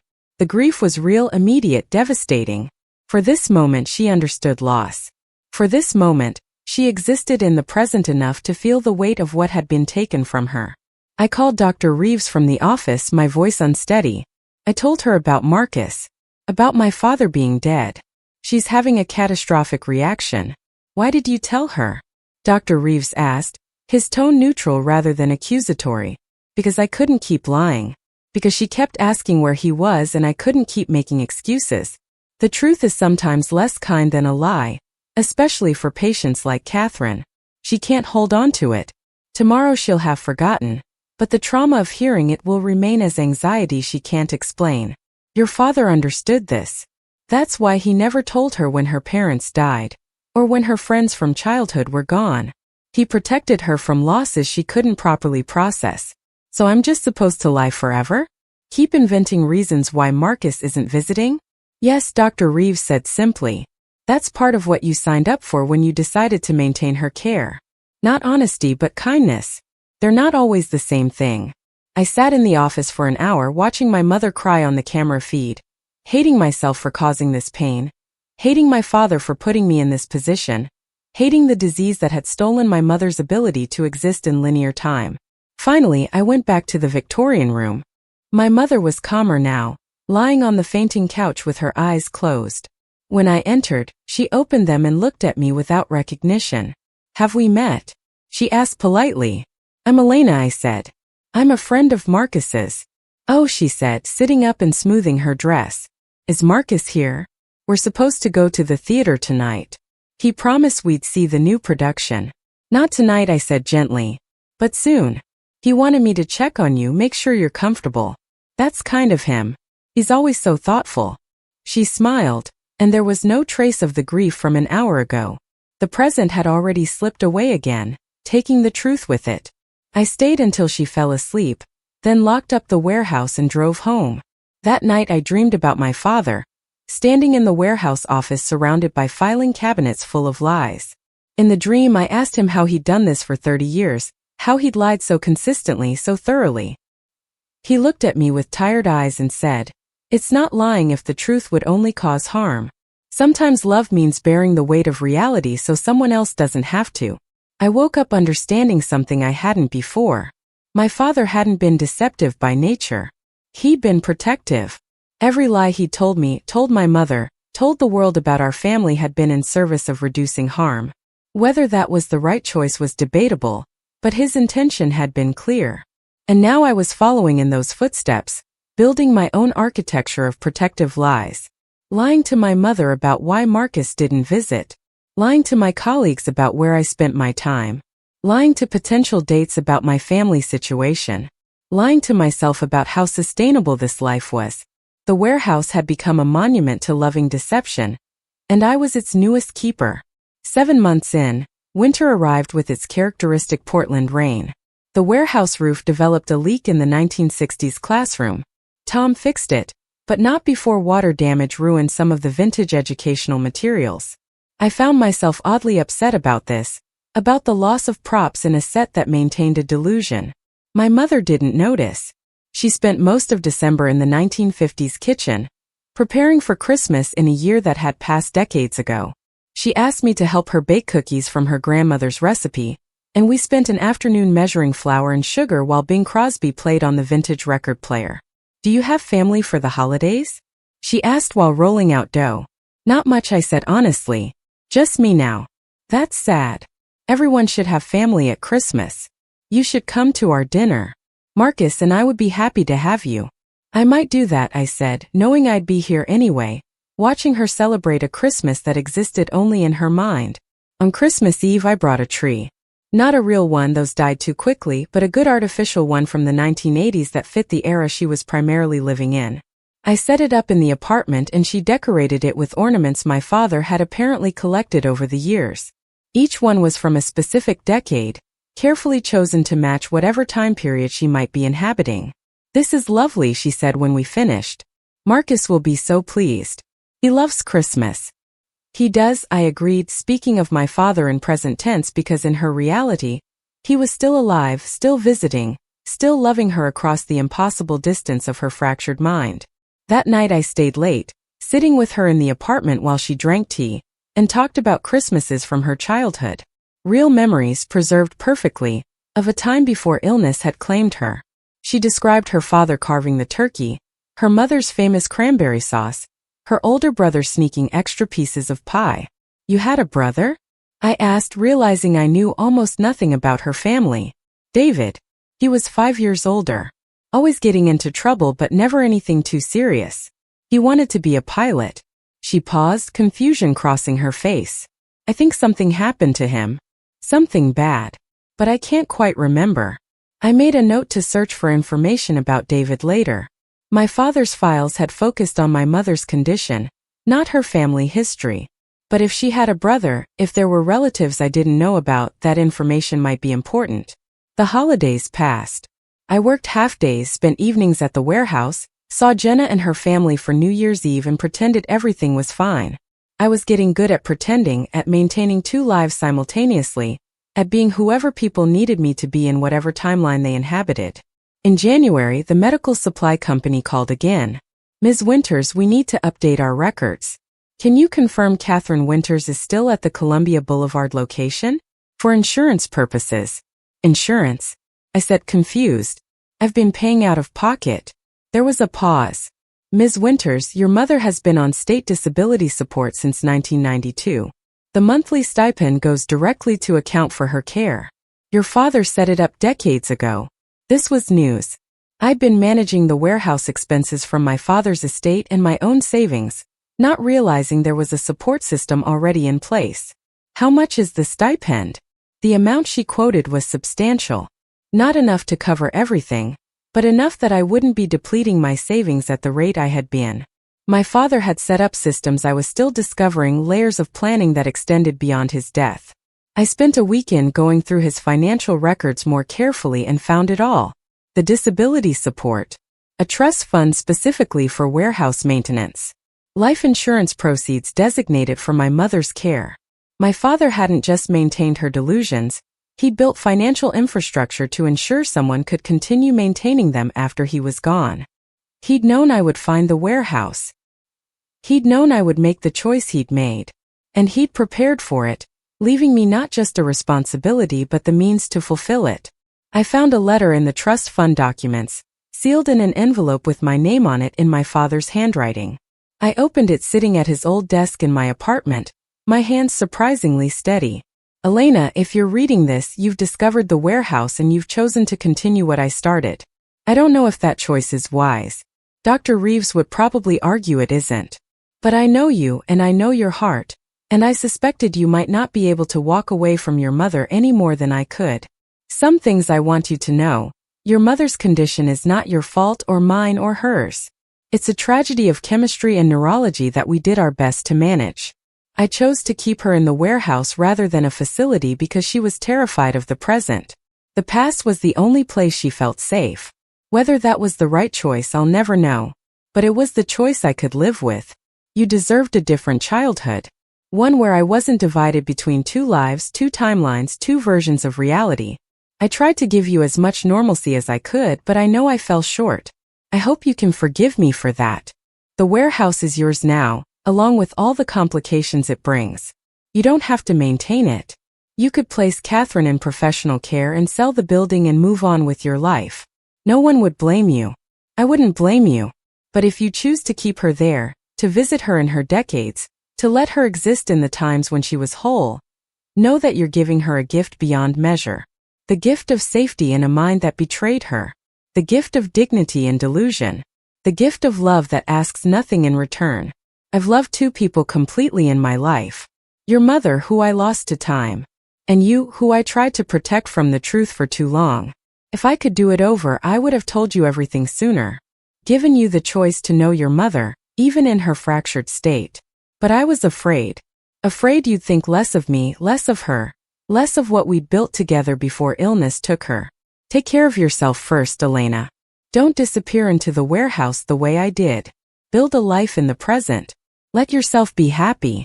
Your mother would want that in whatever year she's living in. With all my love, Dad. I read the letter 3 times, then folded it carefully and put it in the box with other documents I was keeping. My father's words, his blessing and warning and apology all mixed together. Permission to walk away and acknowledgement that I probably wouldn't. He'd known me. Even across the distance of secrets and lies, he'd known his daughter well enough to predict this choice. The winter stretched on. Gray days that bled into each other. Portland doing what Portland does best. I settled into my routines with increasing competence. Work, therapy, warehouse visits, maintenance tasks. I was managing everything adequately if not well. But I was also aware of time passing differently for me now. When you spend half your life in the past, the present becomes slippery. I'd catch myself thinking in past tense about things that were currently happening. I'd lose track of what decade certain technologies came from. I'd hear a song and not be sure if I'd heard it in my apartment or on my mother's vintage record player. Dr. Kim noticed. You're experiencing temporal displacement yourself, she said during a session. Not to the degree your mother is, but you're starting to lose firm boundaries between past and present. That's a warning sign. What am I supposed to do? Stop visiting her? No, but you need stronger anchors in the present. More activities that can only happen now in 2025. Something that couldn't exist in any of the decades your mother inhabits. So I started taking a coding class at the community college, something aggressively modern and technological. I joined a gym and went to classes where music from the 2020s played too loud. I made myself go to movies and theaters, experiencing stories set in the present or future, never period pieces. It helped a little. Gave me touchstones of contemporaneity. Reminded me that I lived in the world of smartphones and streaming services and electric vehicles, not just in the museum of decades my mother wandered through. But I still spent every Saturday at the warehouse, and Saturdays were when I felt most like myself. Moving through the period rooms, talking to my mother in whatever year she'd chosen, maintaining the infrastructure of her delusions. This was the work I was meant for, even if it was slowly erasing the boundaries of my own reality. 8 months into this life, I received an unexpected phone call. A woman named Jennifer Brennan, who identified herself as a medical researcher at Oregon Health Sciences University. Ms. Winters, I'm studying treatment-resistant dissociative disorders. Dr. Reeves mentioned your mother's case to me. With your permission, I'd like to review her medical history and possibly evaluate her. We're developing new treatment protocols that might be relevant. My mother isn't seeking treatment, I said carefully. I understand, but even documenting her condition could contribute to our understanding of severe temporal displacement. Would you be willing to meet with me to discuss it? I thought about my father's notes, his meticulous documentation of 30 years of sessions and observations. All that data, sitting in filing cabinets in the warehouse, representing decades of a condition medical science barely understood. I need to think about it, I told Jennifer. After hanging up, I sat with the question for several days. My father had worked with Dr. Reeves, had contributed to medical understanding of my mother's rare condition, but he'd also fiercely protected her privacy, never allowing the warehouse to be photographed or documented beyond his personal notes. I called Dr. Reeves to ask his opinion. He was careful in his response. Your father was approached several times over the years about allowing researchers to study Catherine's case. He always declined. He believed she deserved privacy even in her illness. That said, the documentation he created is extraordinary. It could help other families dealing with similar conditions. Would it help my mother? No, Dr. Reeves said honestly. Catherine's condition has been stable for decades. At this point, intervention would likely cause more harm than good. But it might help the next Catherine, the next family facing this impossible situation. I told Jennifer I'd think about it and get back to her. The decision felt weighted with implications I didn't fully understand. My father had kept secrets to protect my mother. Was I honoring his legacy by continuing that protection, or by sharing what he'd learned? The warehouse held so many secrets now. My mother's illness, my father's decades of covert caregiving, the period rooms themselves, elaborate stage sets for a mind that couldn't exist in the present. And now, potentially medical knowledge that might help others if I chose to share it. But sharing would mean exposure. Questions. Possibly legal scrutiny about whether the warehouse setup was ethical or appropriate. It would mean the end of privacy. The end of our small protected world where my mother could exist in her decades without judgment or intervention. I wasn't ready for that yet. Maybe I never would be. So I put Jennifer's request aside and continued with the routines I'd established. Work, warehouse, therapy, repeat. A life measured in Saturday visits and period room maintenance and conversations with a mother who knew me only as a helpful stranger from the impossible future. It wasn't what I'd imagined when I was younger, dreaming about who I'd become. But it was real and it was mine, and it was the legacy my father had left me. The warehouse and its secrets, the mother who lived in the past, the choice to maintain both with love and lies, and the kind of devotion that looked like madness from the outside but felt like duty from within. 1 year after discovering the warehouse, I received a call that changed everything. It was from a hospital in Seattle. They'd admitted a man named David Brennan who'd listed Catherine Winters as his emergency contact. He was asking for his sister. Your mother has a brother? The nurse asked. We found this contact information in his wallet. It's very old, from the 1980s, but we're hoping it's still current. My mother isn't able to take calls, I said carefully. Can you tell me what happened? Mr. Brennan had a stroke. He's stable but asking repeatedly for Catherine. He seems quite distressed that we can't reach her. I drove to Seattle that afternoon. David Brennan was 72 years old, partially paralyzed on his left side, and desperate to see a sister he hadn't spoken to in nearly 40 years. When I entered his hospital room, his eyes widened. Catherine, he whispered. I'm Elena, Catherine's daughter. I sat down beside his bed. She told me she had a brother. I've been trying to find information about you. His face crumpled. Is she alive? After all these years, is Catherine still alive? Yes, but she's not well. She has a severe mental illness. She can't really communicate with the present. David closed his eyes, tears leaking from the corners. I should have stayed. When Marcus said she was getting worse, when he asked me to stay away because my visits upset her, I should have fought harder to remain in her life. The story came out slowly over the next hour. David had been close to his sister growing up, but when her illness began manifesting in her mid-20s, He hadn't understood what was happening. He'd thought she was being difficult, playing games, seeking attention. He'd argued with her, tried to force her to act normal, and only made things worse.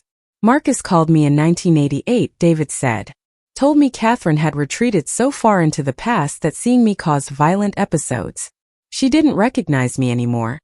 Thought I was a stranger trying to hurt her. He asked me to stop visiting, said maybe someday when treatment advanced I could try again. I waited for that call. It never came. Marcus died 6 months ago, I said gently.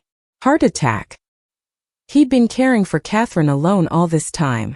He built her a special place where she could live safely in whatever decade her mind chose. David stared at me. You mean he never institutionalized her? No. He maintained her at home in a way. It's complicated. Over the next 2 days, while David recovered enough to be discharged, I told him everything. About the warehouse, the period rooms, my father's documentation, my own choice to continue the caregiving. David listened with an expression that cycled between amazement, grief, and regret. Can I see her? He finally asked. Even if she doesn't know me? I don't know if that's wise. Your presence might trigger confusion or distress. Please, he said. I've lost 40 years with my sister. I need to see her, even if it's just once. Even if she thinks I'm a stranger. I made him wait a week while I consulted with Dr. Reeves and Dr. Kim.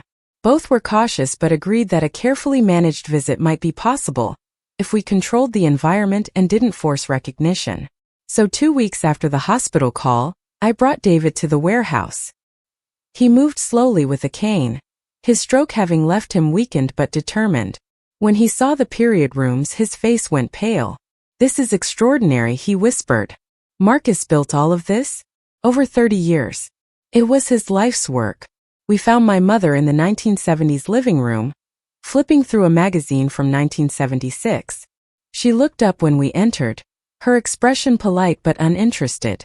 Hello, she said. Are you friends of Marcus? I'm David, he said, his voice breaking slightly. I knew you a long time ago. May I sit with you? She studied him for a moment, confusion flickering across her face.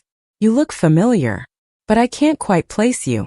Maybe in another time, David said. And I saw him understand in that moment what I'd been living with for a year. His sister was gone, replaced by someone who inhabited her body but lived in different decades. They sat together for an hour. David asked questions about the magazine she was reading, the music she liked, the television shows she remembered. My mother answered easily, comfortable in her 1970s persona, never quite recognizing the brother who'd been absent from her life for 4 decades. When it was time to leave, David stood slowly. Thank you for this, he said to our mother. It was lovely talking with you. Come back anytime, she said with a distant smile. Marcus always says I should have more visitors. Outside the warehouse, David leaned heavily on his cane and wept. That's not my sister, he said. My Catherine was sharp and funny and so alive. That woman in there is a ghost living in the wrong time. That ghost is all that's left, I said. And she's peaceful this way. That's something. David looked at the warehouse, this gray concrete monument to loving delusion. What Marcus did, what you're doing, it's either the most compassionate thing I've ever seen or the most enabling. I can't decide which. Maybe it's both, I said. Maybe love doesn't always make sense from the outside. David visited twice more over the next month, each time sitting with a sister who didn't quite know him, talking about decades that had already passed. Then his health declined and he moved into assisted living in Seattle. We spoke on the phone regularly, 2 people bound by connection to a woman who existed outside of normal time.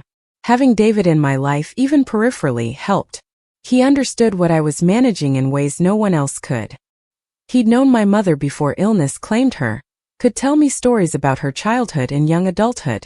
She wanted to be a teacher, he told me once. Loved working with children. The 1960s classroom in the warehouse, that's probably from her memories of student teaching. Suddenly the period rooms made more sense. They weren't random decades. They were specific memories from my mother's life, times when she'd been happy or purposeful or whole. The Victorian bedroom was from a historical reenactment society she joined with my father. The 1950s kitchen was her grandmother's house. The 1970s living room was her college apartment. My father hadn't just built environments for her delusions. He'd built shrines to her memories, spaces where she could live in the best moments of her past. 15 months into managing the warehouse, I made a decision. I called Jennifer Brennan, the researcher from OHSU. "I'll give you access to my father's documentation," I said. "All of it. On several conditions.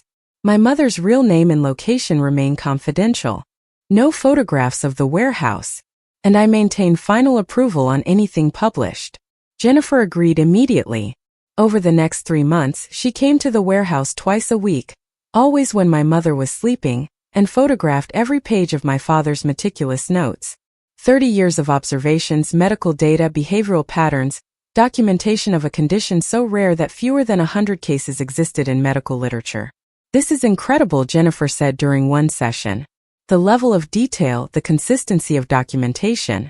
Your father created a complete longitudinal study without even realizing it. He was just trying to understand her, to help her. He did both, and he also created something that will help researchers understand temporal dissociative disorders for decades to come." The research was published 8 months later in a major psychiatric journal.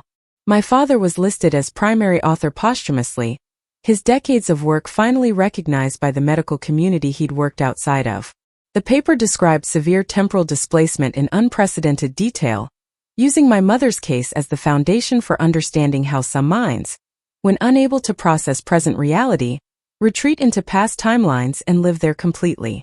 Dr. Reeves called me when the publication came out. "Marcus would be proud," he said, "and perhaps vindicated." He always believed Catherine's condition deserved serious study, that dismissing her as simply delusional missed the complexity of what was happening in her mind. The publication brought attention I wasn't prepared for. Journalists wanting to interview me. Documentary filmmakers proposing projects. Other families with similar situations reaching out desperately for guidance. I said no to almost everything, protecting the privacy my father had maintained, keeping the warehouse secret. But I did agree to consult with 3 families dealing with temporal displacement in loved ones. I shared what I'd learned about environmental accommodation, about following the patient's lead into their chosen decade, about documentation and patience, and accepting that some people can't be brought back to the present. Helping others helped me, made the isolation feel less pointless, gave meaning to the strange expertise I'd developed in managing someone else's relationship with time. 2 years after discovering the warehouse, my mother's health began declining. Not her mental state, which remained stable in its instability, but her physical body. She was 64, and decades of living in delusion had taken their toll. She ate irregularly, exercised minimally, existed in a kind of suspended animation. The medical supply deliveries increased. More nutritional supplements, medications for blood pressure and cholesterol, eventually a wheelchair for days when her strength failed. I hired a part-time nurse, a compassionate woman named Rita who understood that her patient lived in multiple decades and needed care that accommodated rather than challenged that reality. David visited when he could, which wasn't often given his own declining health. We'd become close, bound by shared responsibility for a woman who barely knew either of us existed. He was the family I'd never had growing up, and discovering him felt like finding a missing piece of my father's story. One Saturday in spring, 3 years after I'd first entered the warehouse, I arrived to find my mother in the apartment staring at a photograph. It was the wedding picture, the one of her and my father from 1983. "Who is this?" she asked when I entered, holding up the photo. "This man looks like someone I should know." "That's Marcus," I said gently. "Your husband." She studied the picture for a long moment. "I had a husband?" Her voice was genuinely confused, as if the concept itself was foreign. "Yes. He loved you very much." "Where is he now?" "He died 3 years ago. But he made sure you'd be taken care of." My mother set the photo down carefully. "I don't remember him." "Isn't that strange? You'd think I'd remember being married." "Memory is complicated," I said, sitting beside her. "Sometimes we lose pieces of it." "Do you think he was a good man?" she asked, looking at the photo again. "He has kind eyes." "He was the best man I've ever known," I said, and meant it. Every day he proved that love doesn't require reciprocation to be real. We sat together in silence, my mother in whatever decade she currently inhabited, me in the present mourning a father who devoted his life to a woman who no longer remembered him.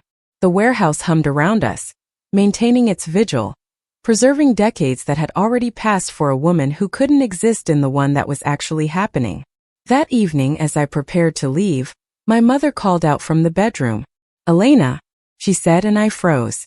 She'd never used my name before, never identified me as anyone specific. "Yes," I said, returning to the doorway. She was lying in bed, looking more present than I'd seen her in 3 years. "That's your name, isn't it? Elena. You're Catherine Rose. You're my daughter."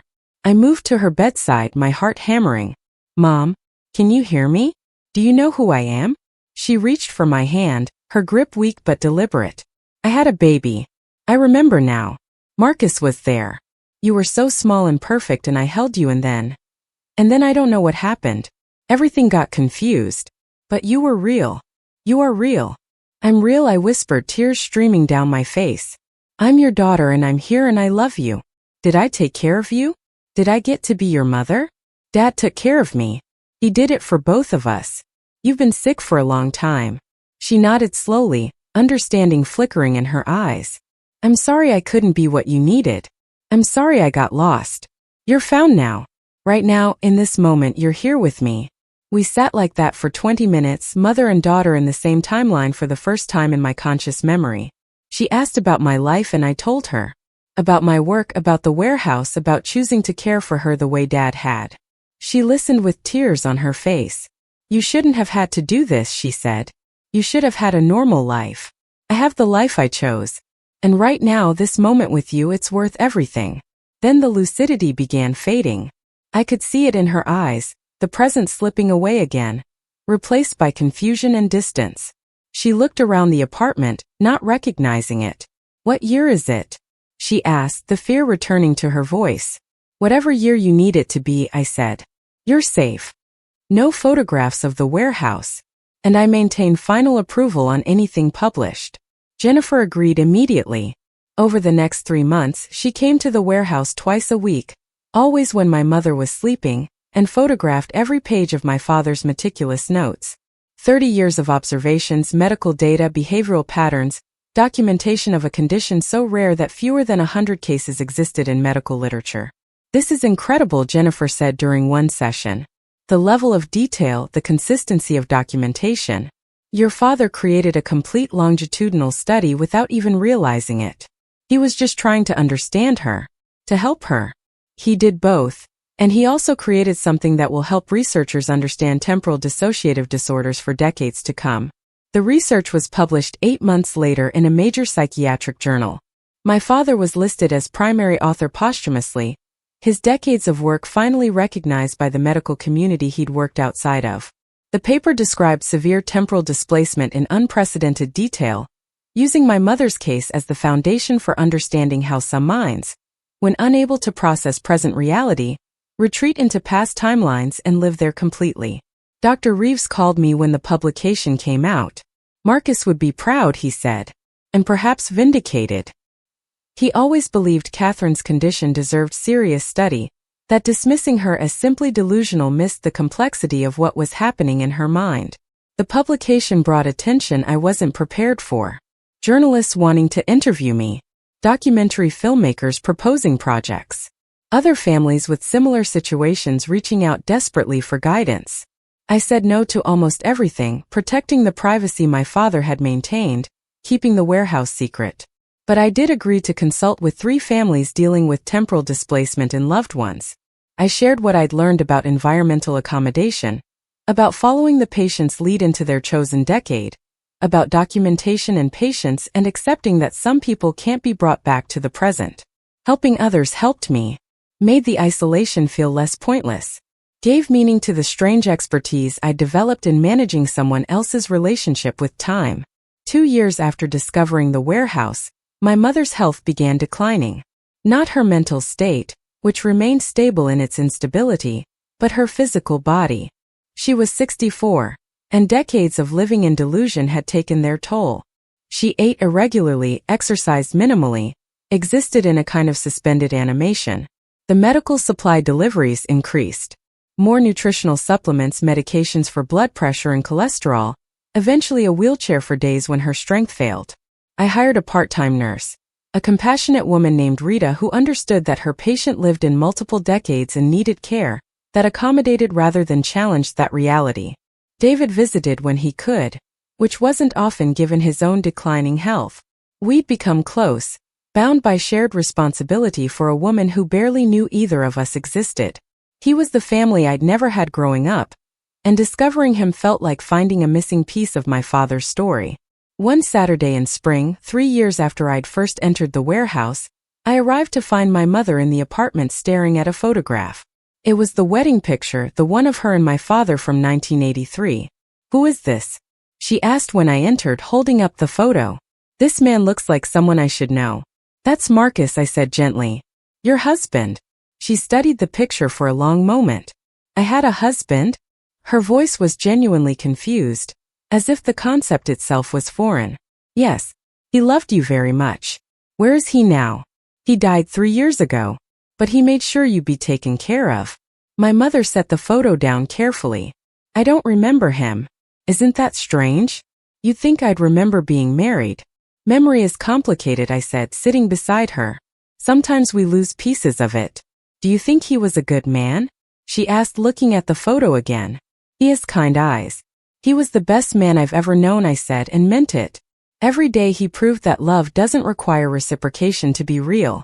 We sat together in silence, my mother in whatever decade she currently inhabited, me in the present mourning a father who devoted his life to a woman who no longer remembered him. The warehouse hummed around us, maintaining its vigil, preserving decades that had already passed for a woman who couldn't exist in the one that was actually happening. That evening, as I prepared to leave, my mother called out from the bedroom. "Elena," she said, and I froze. She'd never used my name before, never identified me as anyone specific. "Yes," I said, returning to the doorway. She was lying in bed, looking more present than I'd seen her in 3 years. "That's your name, isn't it?" "Elena." "You're Catherine Rose. You're my daughter." I moved to her bedside, my heart hammering. "Mom, can you hear me? Do you know who I am?" She reached for my hand, her grip weak but deliberate. "I had a baby. I remember now. Marcus was there. You were so small and perfect and I held you and then I don't know what happened. Everything got confused. But you were real. You are real." "I'm real," I whispered, tears streaming down my face. "I'm your daughter and I'm here and I love you. Did I take care of you? Did I get to be your mother?" "Dad took care of me. He did it for both of us. You've been sick for a long time." She nodded slowly, understanding flickering in her eyes. "I'm sorry I couldn't be what you needed. I'm sorry I got lost. You're found now. Right now, in this moment, you're here with me." We sat like that for 20 minutes, mother and daughter in the same timeline for the first time in my conscious memory. She asked about my life and I told her. About my work, about the warehouse, about choosing to care for her the way Dad had. She listened with tears on her face. "You shouldn't have had to do this," she said. "You should have had a normal life. I have the life I chose. And right now, this moment with you, it's worth everything." Then the lucidity began fading. I could see it in her eyes, the present slipping away again, replaced by confusion and distance. She looked around the apartment, not recognizing it. "What year is it?" she asked, the fear returning to her voice. "Whatever year you need it to be," I said. "You're safe.